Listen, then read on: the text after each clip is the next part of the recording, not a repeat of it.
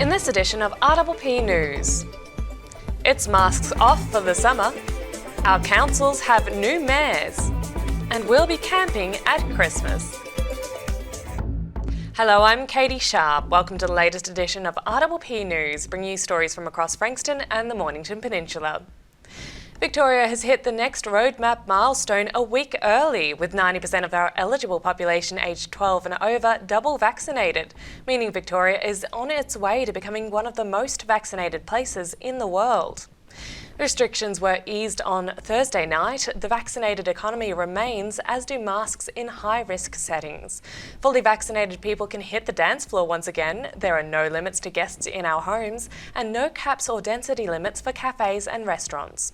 Masks will still be required for indoor retail, hospitality server workers, medical facilities, public transport and primary schools. But before we get too complacent, COVID-19 cases are growing across the southeast. We have 308 active cases on the peninsula and 322 in Frankston. Peninsula Health is providing ongoing mental health support for those affected by the pandemic and lockdowns. Dr. Karen Rubin, Head of Adult Psychiatry, says we have not been immune to the mental health impacts of COVID-19.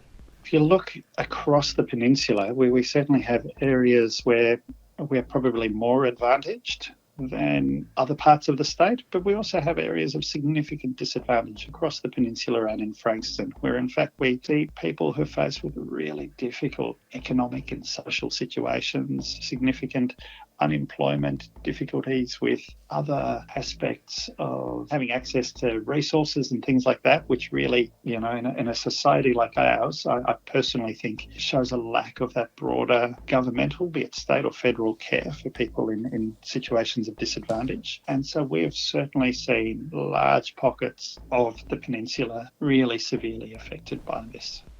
Both Frankston and the Mornington Peninsula Shire councils have new mayors. Briars Ward councillor Anthony Marsh was voted in with a strong majority last Tuesday night, and Cerberus Ward's Lisa Dixon is his new deputy mayor.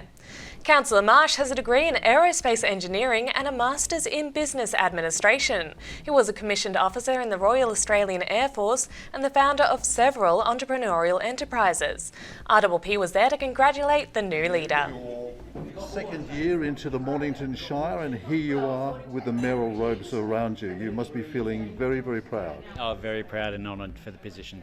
So tell me a little bit about your campaign. Where to from here? You've got big shoes to fill, and you certainly acknowledge the job of Despy O'Connor.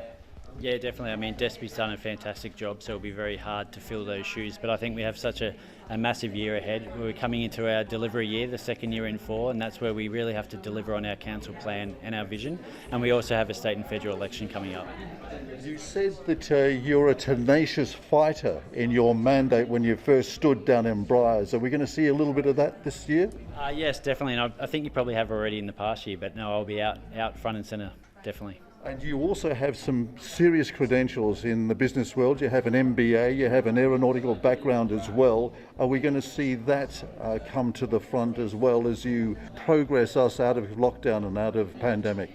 Yeah, definitely. I think it gives me a unique perspective to see how our businesses are struggling, but also some of the more commercial parts of running a council as a business. Obviously, we don't do it for the shareholders, we do it for our community, but we should still be running as efficiently and as effectively as we can. So I'll be bringing that experience to the role of mayor. So as a businessman with a background in business that you have, you must be delighted that you've been able to turn in, what was it, a $7.5 million surplus this year, as far as the Shire is concerned. 250 capital works delivered, including $50 million Yawa Aquatic Centre as well. Yeah, that's right. It's huge. And I think council, a lot of people don't realise how big a business it is. We have a $2 billion balance sheet. The amount of assets that we have are astronomical, and a $250 million budget every year. And it's really important that we get everything right when we deliver on that. It's not, we're not just coming in and talking about little community projects. It's a really big budget, and we have to make sure that we do everything we can to deliver. These are early days yet for you. Where do you see you steering the mayoral duties over the next 12 months? What will you be prioritising?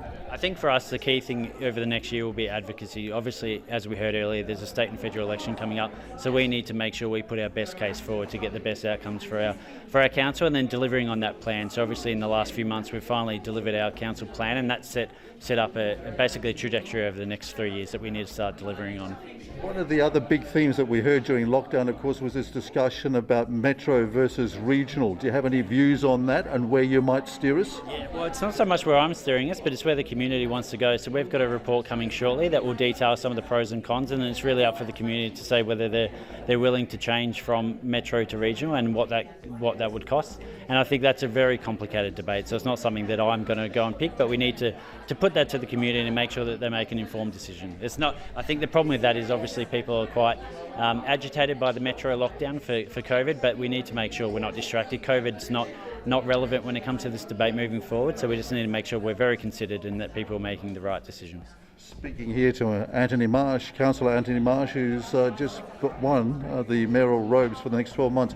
Anthony, in your address to Council tonight, you suggested that you're open, you're compliant and you're interested in fostering negotiations. Can any ratepayer come up and harass you?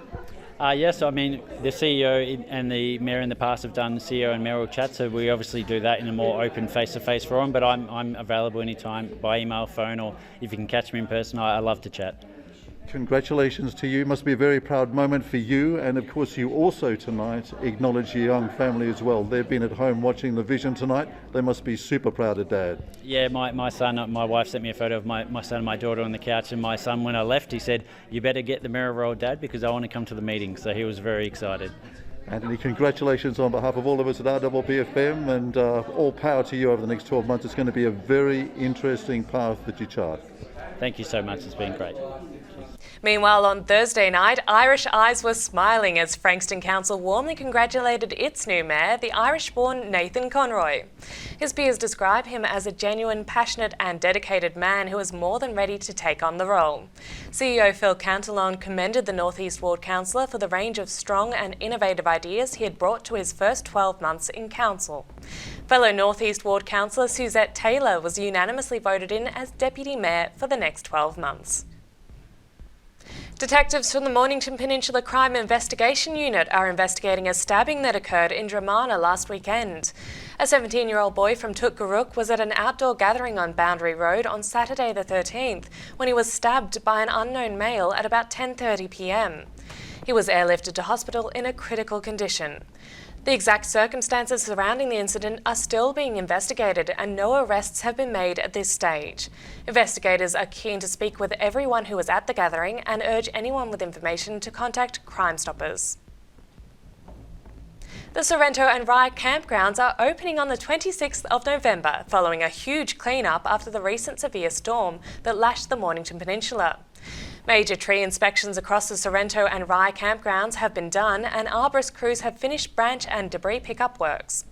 Next to be tackled are McRae and Rosebud. All foreshore campgrounds are expected to be ready for the peak camping season on the 18th of December. Singer Tones and I, the creator of the worldwide smash Dance Monkey, might have a new career after reportedly making the most of the appreciating Mornington Peninsula property market. An Australian Financial Review report says the Mornington Peninsula singer bought a Mount Eliza property for just over $5 million early last year and has now sold it for just over $6 million. This puts her well ahead even after taxes. And the Man Young Galleries have reopened after lockdown. RPP reporter Lara Jean Marshall went to see their latest exhibition. After 18 months in lockdown, Mornington Peninsula artists are again able to show their works at the reopened Man Young Galleries. Liam Waldie is one of these artists, and his exhibition Echoes showcases the rugged beauty of our Mornington Peninsula landscapes and echoes the ancestral uniqueness of our environment. They're about experiencing a place for the first time, so that reverberation that you feel from a place when you long after you've left it. So not just you leave a place and then think, oh, that was lovely, but you get to go back and venture there again and again in the mind. So if you're at work or if you're in another place, you can just go back to those places. And I think that's why it's called Echoes. His expressive works hold strong messages of the environment and how we should protect, and appreciate it. And I'm a landscape painter. I find a landscape and I recreate that. It's somewhat figurative, I've been told. They're somewhat surrealistic, and they borrow from Impressionism, and that's all the art making stuff. But the other side of it is that I hope that somebody sees, the work, whether they buy it or not doesn't really matter. But there is intended to be a calmness, a beauty about the place, and therefore, perhaps as a moment where by appreciating that space, you'd want to look after your environment. These are Australian landscapes. I live here. I have my story to tell about this place, and hopefully, without being aggressive, I don't think there needs to be an aggressive environmental message to be able to get that message across. Rather, if one can appreciate, then hopefully they'll do that. Director of Mannion Gallery Group, Sharon Lima-Smith, explains how she met Waldy and the importance of client and artist connections. Liam actually at our Mount Eliza Gallery, and we started with Liam with a few artworks because he had a very big connection to the Flinders area, and obviously where we have Mornington Peninsula Galleries and also Melbourne Galleries. But it was very important to have that Mornington Peninsula focus. This series here goes a little further, but in saying that, with Liam, we worked towards, it took us over 18 months, I think it was, finally, before we put an exhibition together. So we got our customers to get used to Liam's work, and then once there was a little more of that, we then put a show together. Well, I think the most important thing to say is that stories sell artwork. So if you have an artist like Liam who is a storyteller, it really helps the customer connect to the work. So with Liam's work, he told me about how if you look at that particular spot in a painting, he just sat there and he felt the echoes and the wind and the waves and the sand and the grass and whatever was around, and he almost took a still right there and then and grabbed that painting.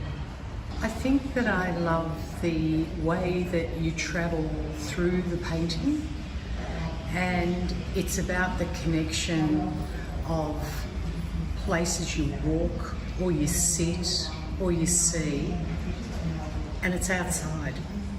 We've been locked up for nearly 18 months, 2 years, and Liam's work allows you to open those portals, and you almost feel like you can sit in spots or look down on spots and get your own place of space and beauty from his works.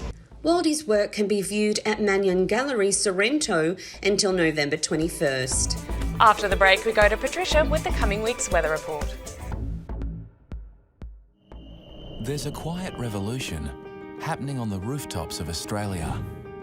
And at Solar Heart, we're proud to be leading the charge. One home, one family, one solar panel at a time. Helping smart Aussies make a real difference to the planet, cutting their energy bills and connecting them to their smart energy future. Get smart. Get Solar Heart.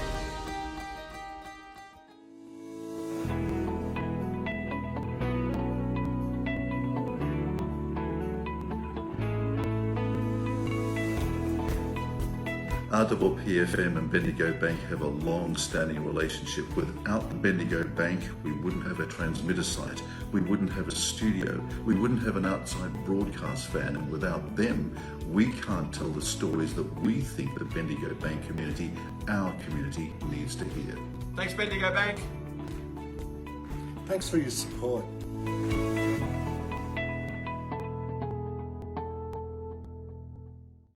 Established in 1988, Progress Signs has been servicing the local community for 30 years. Located on the Mornington Peninsula, they are the #1 destination for all your signage needs, specialising in a variety of signage from vehicles to shop fronts, occasional and corporate events, short-term, long-term and everything in between. If it's signs you need, be it large or small, Progress Signs is the place to call. Available 24/7 at progress-signs.com.au or call the team on 5975 9188. Thinking Signs, Think Progress Signs, a station sponsor.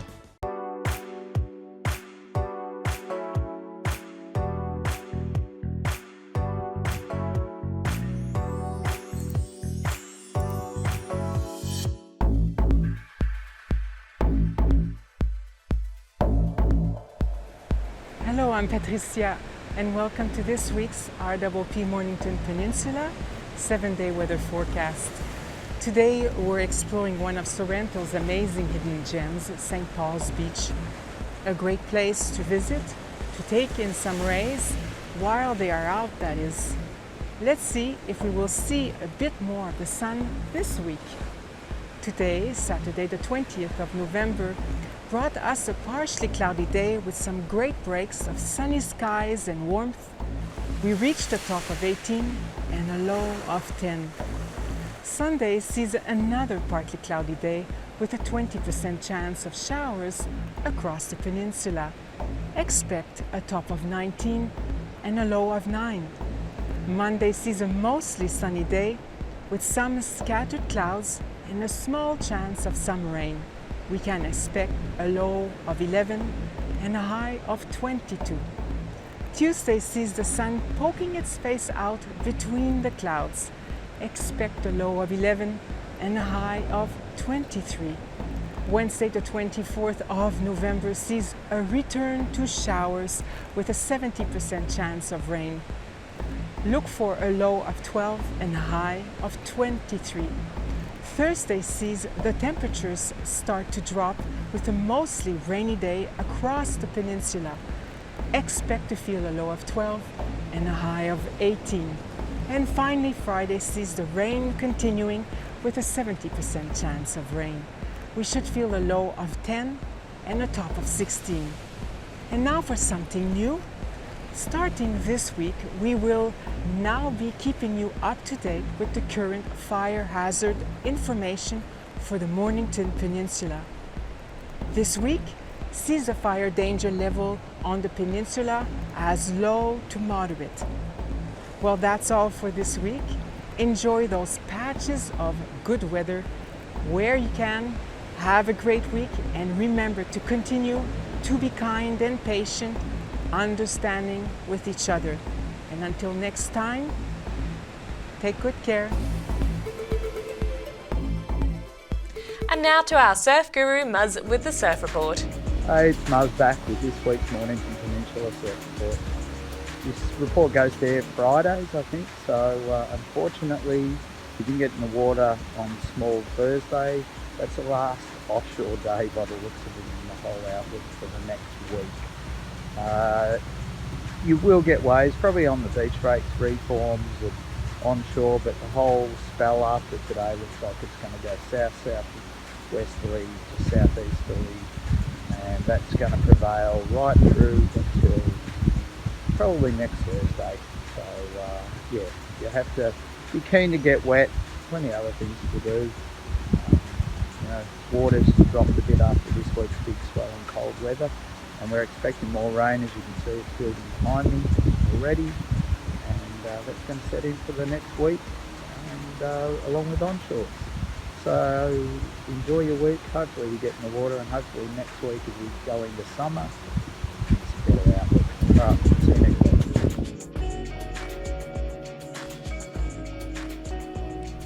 And that's all from our team here at RPP News, serving the community with stories that matter to you. Keep watching and do tell your friends. Bringing you the news from coast to coast across Frankston and the Mornington Peninsula, I'm Catie Sharp. See you for the next edition.